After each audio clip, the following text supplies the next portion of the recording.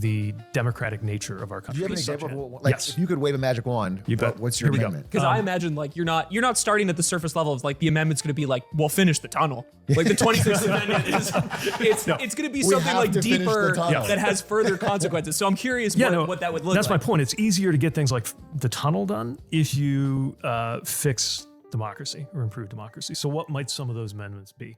First of all, a super simple one that I just think is important in principle: one person, one vote. That everybody's vote ought to count the same. Wait a minute though. I'm richer than Aiden. Why would I have the same amount of votes as him? Peter? That's the whole point. That doesn't make And we're older. We should have more that doesn't- influence. older and we're wealthier. That doesn't so we should make- be able to have more impact. No, on the I like this political because process. one day I'll be richer than you, Yeah. and then I want to have more. So we actually don't have one, even for picking the president, right? We don't have that, especially for picking the president. Yeah. Because of the electoral college. We're the only country in the world, we're the only presidential democracy where you can come in second place and you get to be president, and the person who came in first place in terms of getting the most votes doesn't get to be president. That is nuts. So that's one we could fix. Another one we could do is about gerrymandering. These districts that are drawn in the most bizarre shapes. I saw one of them, it was described as the shape of Goofy kicking Donald Duck on a map so that you can, predetermine the results. Making sure that there is fairness in the way that districts are drawn.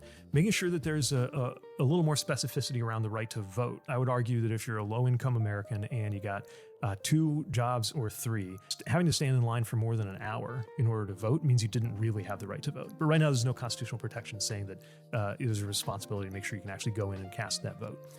We could adjust the way money works in politics.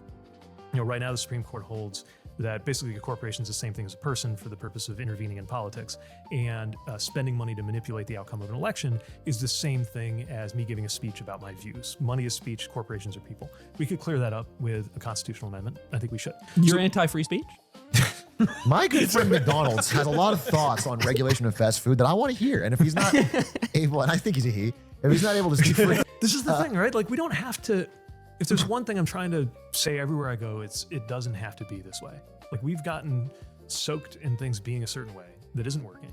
It doesn't have to be that way. So those are just a few examples of structural democratic reform.